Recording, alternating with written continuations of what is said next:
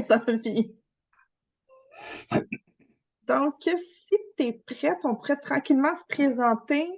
Il reste peut-être quelques invités à se rajouter tranquillement, mais sinon, on est pas mal complet. Les gens en retard ont toujours tort, donc on commence.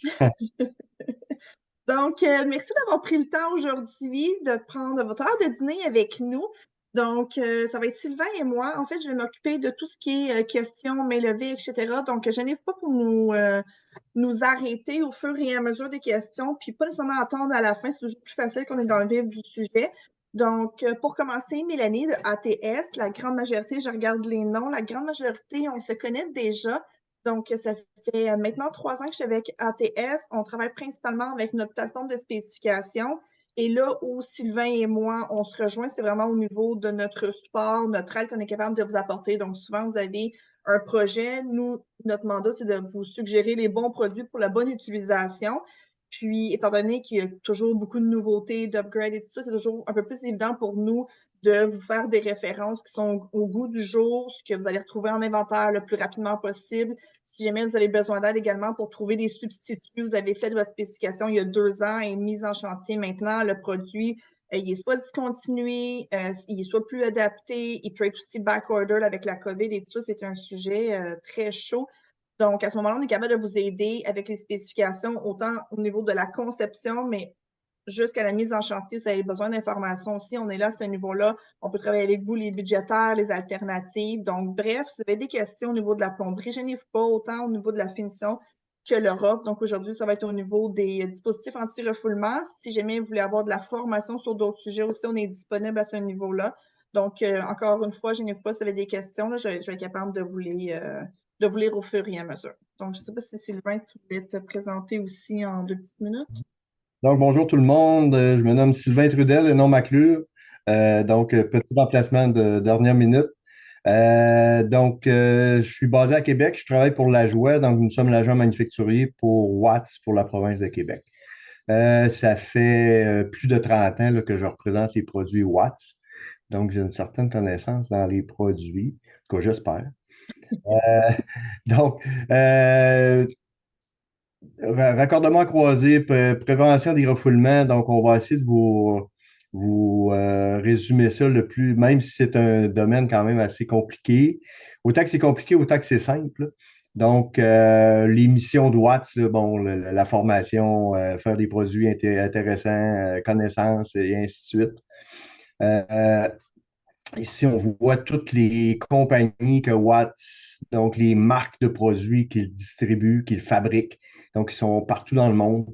Donc, on voit des noms Airco qui sont des chaudières qu'on n'a pas de nous, on n'a pas rapport du tout là-dedans. Donc, nous, on est vraiment la section avec Watts, Orion, Techmar, ces choses-là, Powers. C'est nous qui s'occupons le plus de la partie plomberie.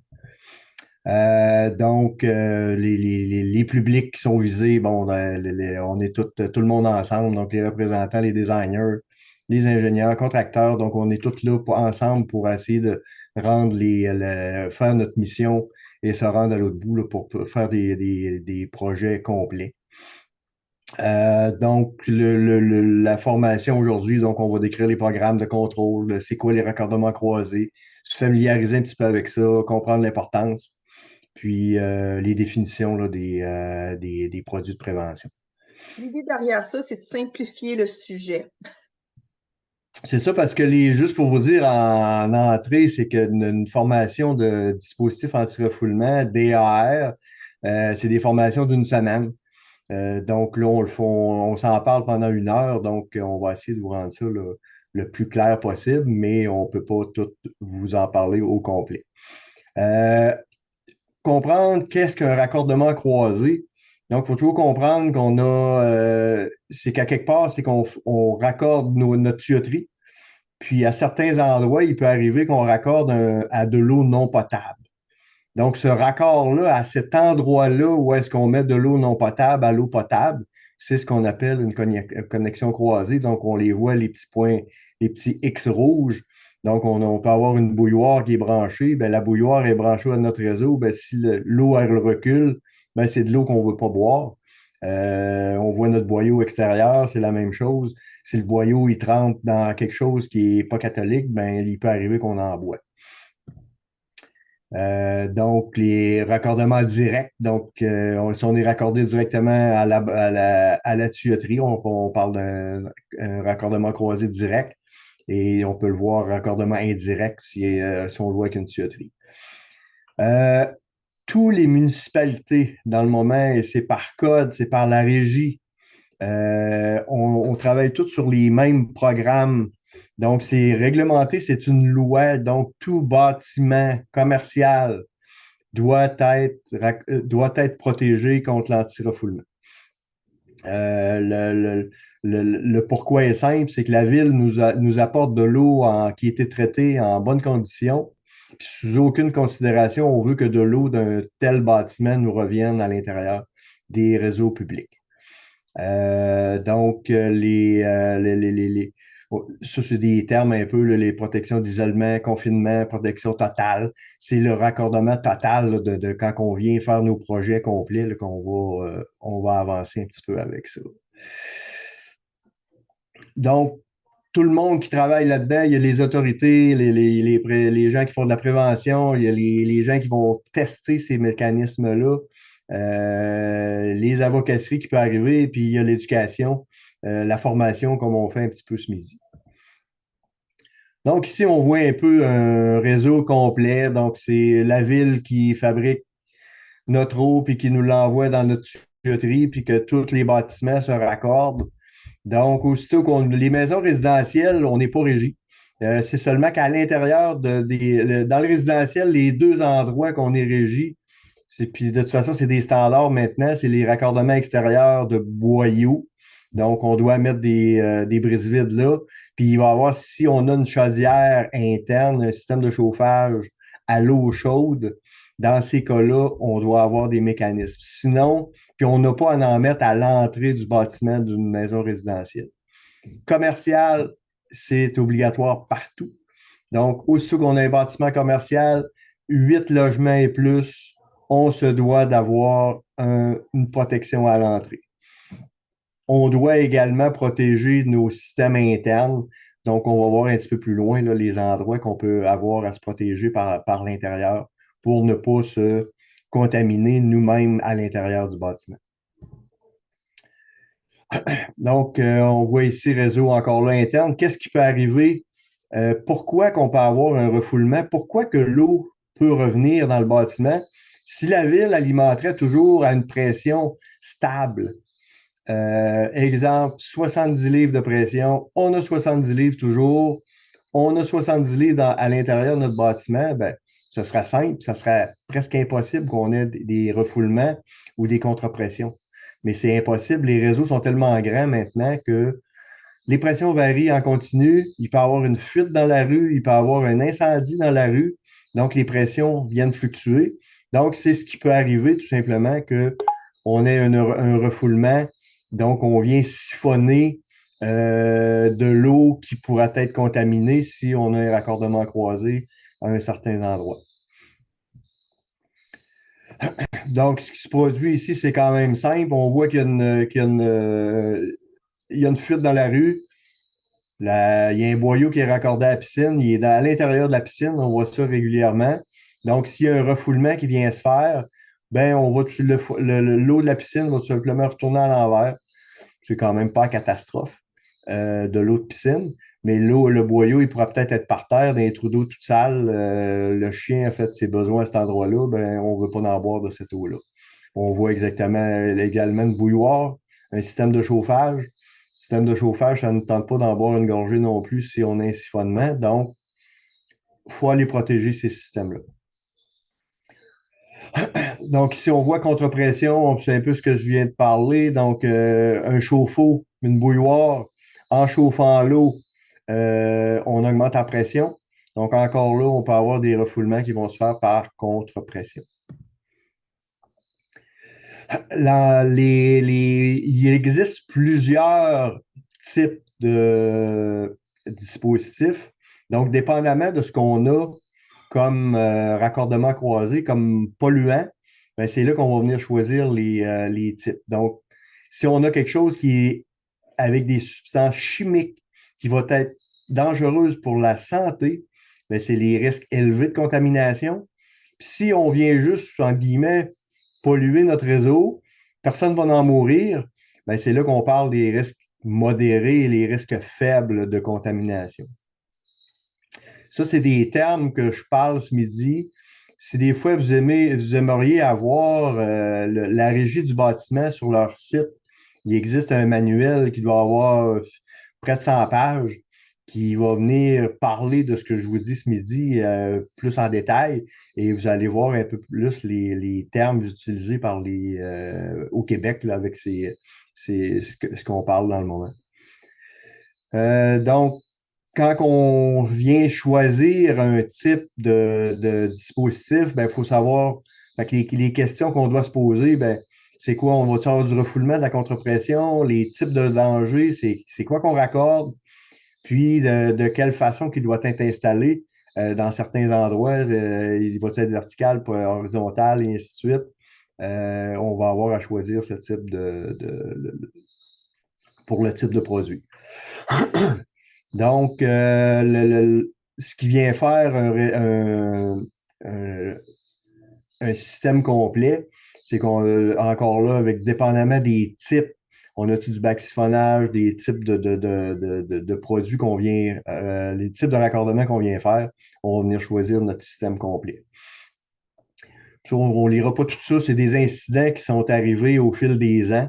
Moi, je vais vous en compter un près de chez nous, je ne nommerai pas l'université, mais il est arrivé à une université au Québec. Leur système de chauffage a complètement viré dans le système d'alimentation d'eau. Malheureusement, il doit y avoir plusieurs étudiants qui ont bu de l'eau du système de chauffage à l'intérieur. C'est là que s'en sont aperçus. Les abreuvoirs avaient de l'eau d'une drôle de couleur. Ils se demandaient pourquoi.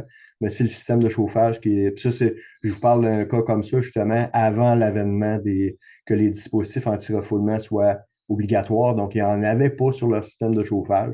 Et oui, l'impensable est arrivé. Donc, il y a bien des gens qui auront bu de l'eau en mauvaise condition. Ça, c'est toutes les normes qui existent, qui travaillent sur les dispositifs anti-refoulement. On ne les passera pas toutes une par une. On arrête pour quelques heures et c'est pas. Ici, au Québec, on travaille beaucoup avec le CSA, c'est le B6410. Mais toutes les autres normes sont importantes. Le FM, si on installe les dispositifs sur les réseaux d'incendie. Autre chose importante, les pressions. Donc, perte de pression à l'intérieur des dispositifs. Ça peut devenir à Montréal, ils ont des cas quand même, les endroits que les pressions sont basses.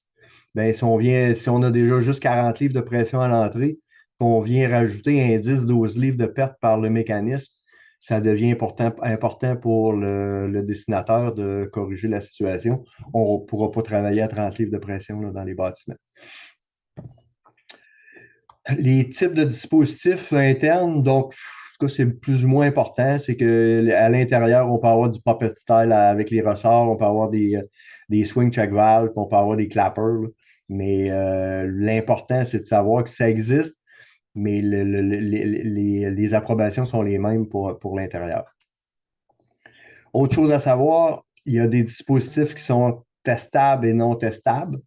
Donc, ce qui est non testable, bien sûr, ça va être pour du risque faible et modéré. On n'ira pas mettre un dispositif qui est non testable sur des produits chimiques.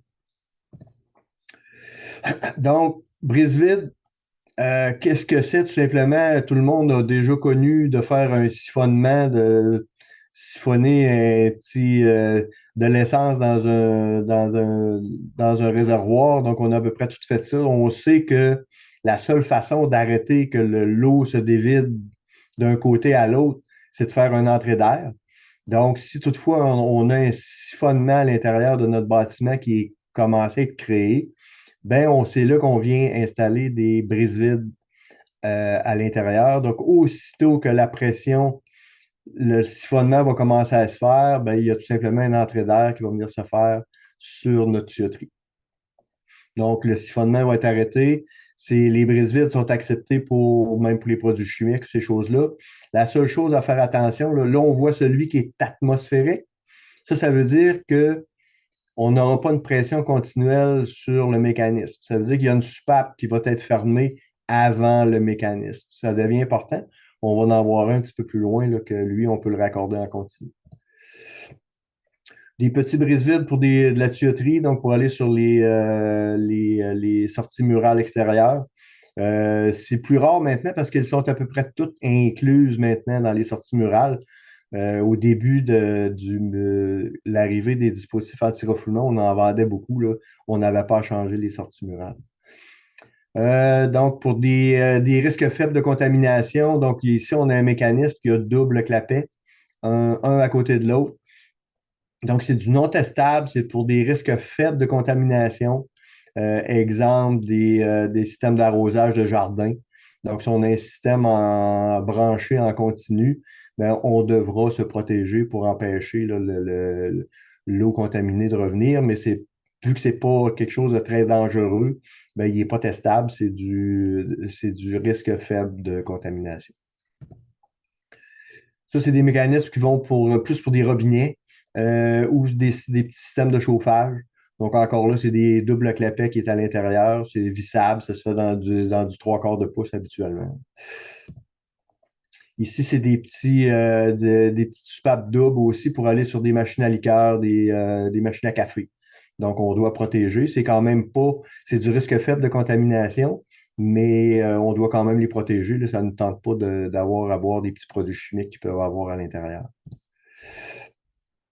Brise-vide à pression. Donc, celui qu'on a vu tout à l'heure, il était atmosphérique. Donc, celui-là, il était stable. Donc, on voit les deux soupapes qui sont dessus avec les petits ports pour pouvoir les tester. Donc, ça va ressembler à celui qui était atmosphérique, mais lui, il est monté et il est approuvé qu'on peut avoir une pression continue 24 heures sur 24. Donc, celui-là, si on n'a aucune soupape qui se ferme avant, on installe un brise-vide, mais à pression pour notre application. Ça va s'installer normalement dans les garages, les alimentations de boyaux dans les garages, c'est souvent les mécanismes qui sont installés. Ça en est un brise-vide à pression, mais lui, il y a un petit mécanisme interne qui va empêcher les déversements. Donc, l'autre qu'on a vu avant, il peut arriver que quand la pression vient se refaire, il va y avoir des gorgées d'eau qui peuvent sortir en haut. Donc, il y a certains endroits que ce n'est pas grave, mais il y a d'autres endroits que ça peut l'être. Donc, on peut avoir ces mécanismes-là. À faire attention, par exemple, même si il est résistant au déversement, il ne doit pas être installé à l'intérieur des murs. Si toutefois il y a un bris, il y a quelque chose qui ne fonctionne pas, ben oui, il faut avoir des risques de déversement dans votre mur, puis personne ne va le voir, donc on n'installe pas ça là. Pardon. Donc, les dispositifs à mécanisme double, donc DAR, 2CR, double clapet, donc c'est à ça que ça ressemble. On les voit de différentes façons. Donc, il y a toujours deux clapets à l'intérieur, un par derrière l'autre. Ça nous sécurise, c'est pour du risque faible et modéré de contamination. Alors, on a nos deux clapets, il y a des pertes de charge qui sont pareilles pour tous les manufacturiers. Donc, c'est régi par toutes les normes qu'on a vues tout à l'heure. Dans ce cas-là, c'est la SSA 1015 et le B6410 de CSA qui régit la quantité de pression qu'on a sur nos clapets. On voit en haut de tous les mécanismes les prises pour les ports pour pouvoir tester les mécanismes. Donc, on s'assure qu'une fois par année, la Régie du bâtiment au Québec exige que chaque dispositif soit testé une fois par année. Donc, c'est à l'intérieur de ces ports-là que les gens vont être capables de faire les tests. Les mécanismes en bas qu'on voit, c'est du gros diamètre. Donc, les petits embrasses qu'on voit en haut, c'est les modèles qui se font d'une demi à 2 pouces, de 2 pouces et demi à 10 ou 12 pouces. Donc, c'est les mécanismes qu'on voit en bas avec différentes soupapes. Les modèles à double clapet, normalement, s'installent horizontal et vertical. Donc, dans les entrées d'eau, ça peut être intéressant des fois pour sauver de l'espace. Quand on arrive avec des endroits qu'on peut avoir produits chimiques, dont les risques élevés de contamination. Donc, ce qu'on a fait, Je serais capable d'enlever ça. Comme ça. Les risques élevés de contamination. Donc, on voit nos deux clapets qui sont là du même que ce qu'on voyait tout à l'heure. Mais ce qu'on vient rajouter, c'est un mécanisme de relâche. Donc, on disait tout à l'heure que vu que les risques sont élevés de contamination, on ne veut pas sur aucune considération. Donc, on peut avoir des produits chimiques sur notre raccordement croisé. Donc, pour aucune considération, on veut que les produits chimiques puissent revenir à l'intérieur de notre réseau. Donc, le mécanisme de relâche va tout simplement s'ouvrir en cas de perte de charge, en cas de perte de pression, tout simplement. Le mécanisme de relâche qui est dans le centre va ouvrir et l'eau contaminée va pouvoir s'éliminer au drain. Chose très importante pour ceux qui font du design, ben oui, il y a de l'eau qui peut sortir de là. Donc, oui, ces mécanismes-là devront être raccordés à du drainage. C'est des choses que j'ai vues, ça, dans certains endroits. Dans un hôpital, il y avait plein de transformateurs électriques qui étaient à côté des dispositifs, puis il n'y avait aucun mécanisme de drainage. Donc, il y aurait pu avoir vraiment des dégâts majeurs là, en cas d'ouverture. Donc, il ressemble beaucoup au double capet, mais il y a toujours le mécanisme qui est dans le centre qu'on voit sur tous les mécanismes là, pour faire la décharge en cas de chute de pression. En protection incendie, donc tous les réseaux de protection incendie, on a vu que c'est un raccordement croisé. Donc, les réseaux standards où est-ce qu'on a juste de l'eau froide, à l'intérieur du réseau de protection, ben, on va y aller avec du double clapet. Mais la chose importante, c'est que les mécanismes en protection incendie, c'est que si quelqu'un vient fermer la soupape, une des deux soupapes d'entrée-sortie, ces soupapes-là doivent être raccordées au panneau de contrôle du réseau d'incendie pour dire à quelqu'un, dans le moment, nous ne sommes pas protégés, les soupapes sont fermées. Donc, c'est pour ça que les soupapes sont différentes. C'est souvent de la soupape OSNY ou il y a des mécanismes aussi de soupapes papillons avec les raccordements internes là, qui sont faits pour aller faire au panneau. Si toutefois vos réseaux de protection incendie sont avec des produits chimiques, il arrive que des gens mettent du glycol pour ne pas qu'il gèle. Dans ce cas-là, il faut aller avec un mécanisme à pression réduite. Donc, on se doit de les raccorder en conséquence. Encore là, dans un mécanisme comme ça, on doit les raccorder au drainage. Donc, très important. À peu près tous les dispositifs à pression réduite s'installent seulement qu'horizontales. Donc, on ne peut pas les installer verticales, justement, dû au mécanisme pour éliminer l'eau de la pression réduite. Donc, on voit ici un peu le mécanisme interne. Donc, on voit nos deux clapets, notre mécanisme de relâche qui est dans le centre, nos endroits pour pouvoir prendre les tests sur les DAR pour s'assurer qu'ils fonctionnent. Les accessoires que je trouve quand même très importants, donc sur des systèmes d'entrée d'eau, nous recommandons toujours d'avoir un tamis. Donc, vous allez vous éviter beaucoup de problèmes là, pour l'entretien de votre DAR. Réservoir d'expansion extrêmement important, c'est que si toutefois vous avez vu que les clapets deviennent des mécanismes de fermeture, donc s'il n'y a pas de consommation d'eau dans le bâtiment, tous les bâtiments ont des chauffe-eau, donc il va y avoir de l'expansion thermique qui va se faire, donc ça va nous faire des refoulements. Donc, on se doit d'avoir, mais de toute façon, le code les exige, là, les réservoirs d'expansion. Les autres mécanismes, c'est des raccords, tout simplement. Si toutefois les DR ne sont pas installés au départ, on est capable de mettre des sleeves là, dans le centre. C'est moins populaire, ce genre de choses.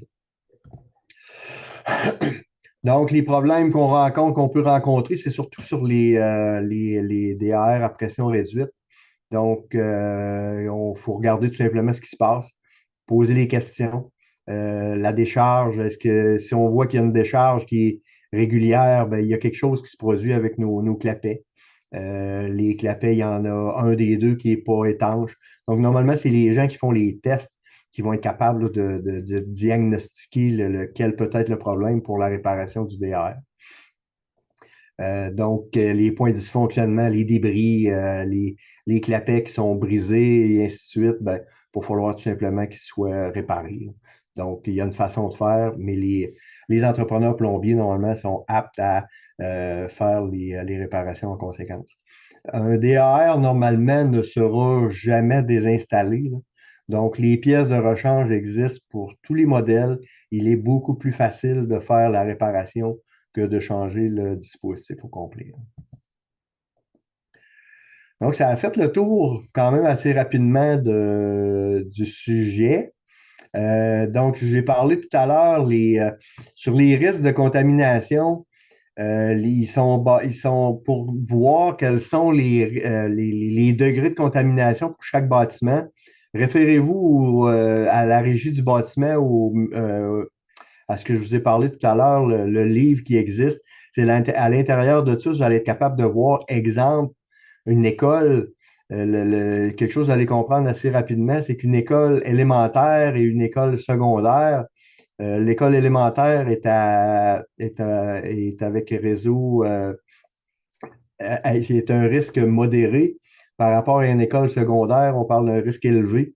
Donc, le pourquoi, c'est qu'il y a des laboratoires à l'intérieur de l'école secondaire.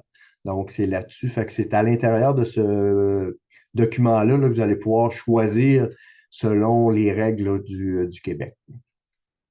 Ouais, les formations aussi que je trouve intéressantes, directement sur le site de Watts, ça permet de faire des petits webinaires, là, tout dépendant ce qu'on décide d'avoir comme temps, ou qu'est-ce qu'on veut traiter comme sujet. Ils vont vraiment aller chercher tous les sujets, mais d'ailleurs, au niveau des dispositifs anti-refoulement, ils ont plusieurs vidéos. Il y en a certains qui sont plus longs, d'autres plus courts. À la fin, il y a un petit quiz juste pour tester les connaissances, voir si on a bien compris.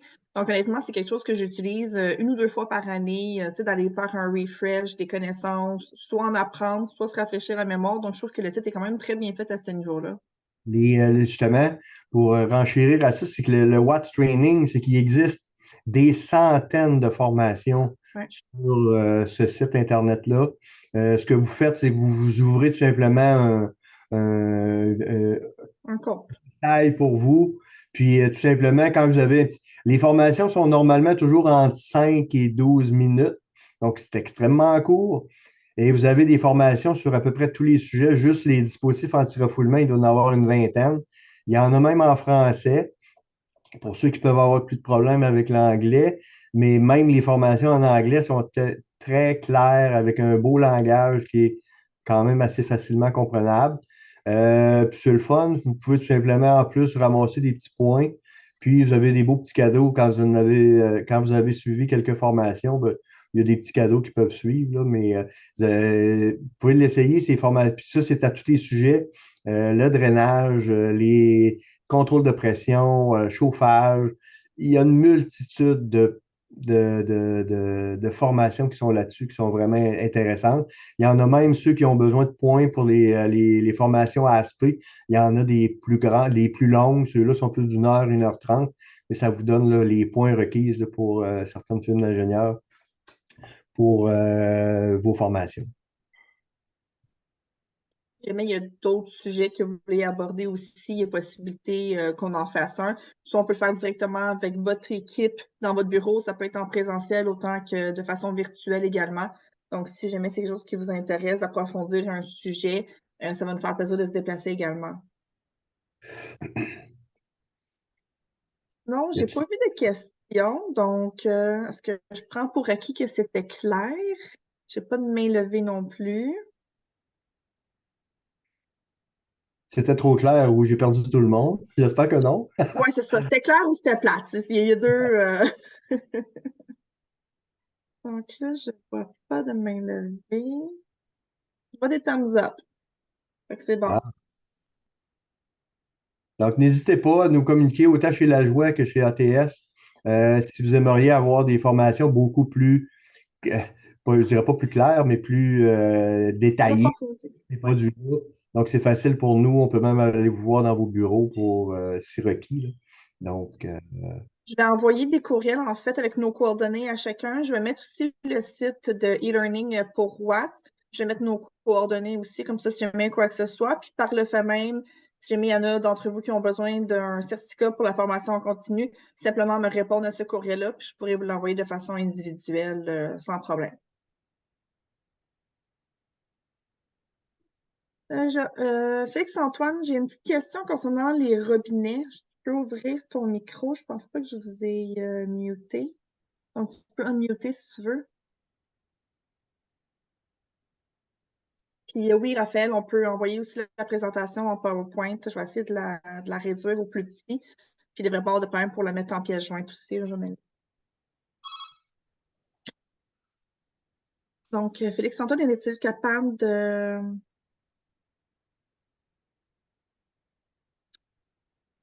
ton micro?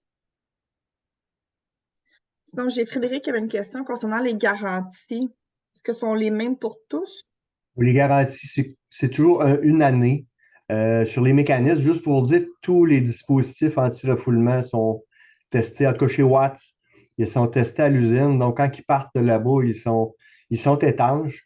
Presque à 95% du temps, quand c'est surtout les modèles à pression réduite, en les démarrant, il y a une fuite, puis les gens voient qu'ils coulent, ben, c'est souvent des saletés, donc du téflon qui vient tout simplement s'accumuler en partant qui va sur le siège numéro un.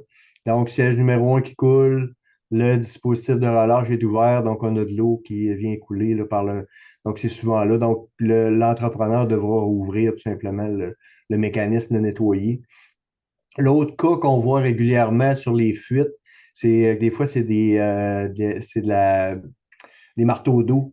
Donc, si vous avez des soupapes sélénoïdes qui sont proches, ça peut, à chaque fois qu'il y a un marteau d'eau, ça veut dire que le DR reçoit un petit coup sur le nez, donc il peut ouvrir à chaque fois.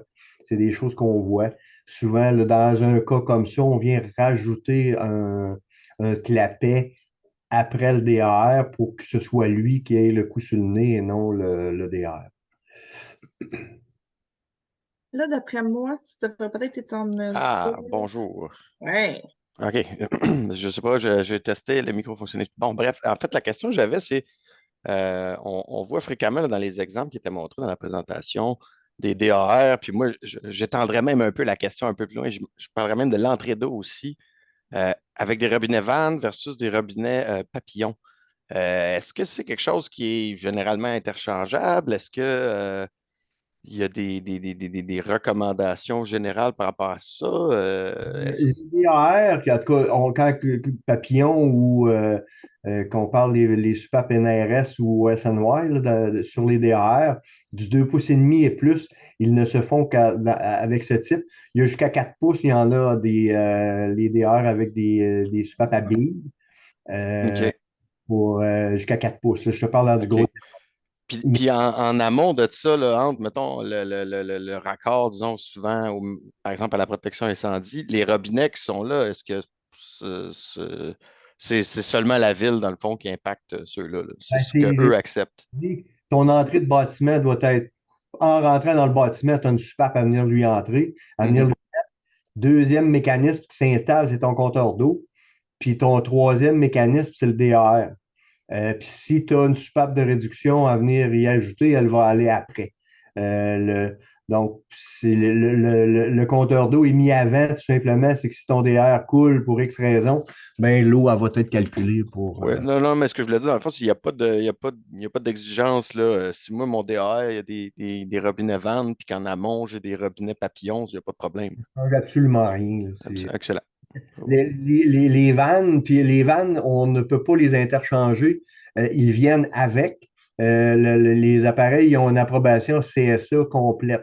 Donc, si le DAR, je te dis un modèle numéro Watt, c'est un 957 NRS, il y a deux types des super NRS, c'est que tout simplement le volant euh, OK.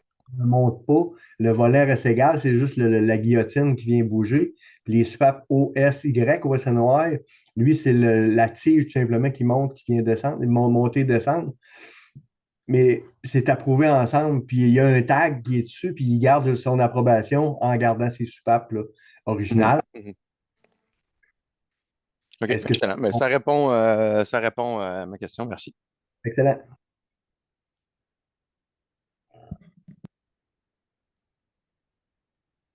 On a fait le tour des questions. Je vais juste faire voir pour les mains levées. J'en vois pas. Une fois, il vous revient des questions, envoyez vos choses à Mélanie, puis elle me reviendra, puis on vous répondra avec plaisir. Oui, tout à fait. Fait que vous venez gagner 20 minutes. Bonus. Good. Il n'y a pas d'autres questions. Merci beaucoup pour votre présence. Merci beaucoup pour les questions. C'est toujours apprécié. Puis, je n'ai pas si jamais il y a quoi que ce soit, on est rejoignable par téléphone puis par courriel. Puis, comme je vous disais, j'ai envoyé un courriel de groupe avec le PowerPoint en pièce jointe. Je vais mettre nos coordonnées, les accès aussi pour les sites, autant le mien que celui de Sylvain et celui de WAS pour les e-learning. Puis, je n'ai pas jamais vous avez besoin de quoi que ce soit, on est à disposition. Bonne journée. Merci pour la présentation.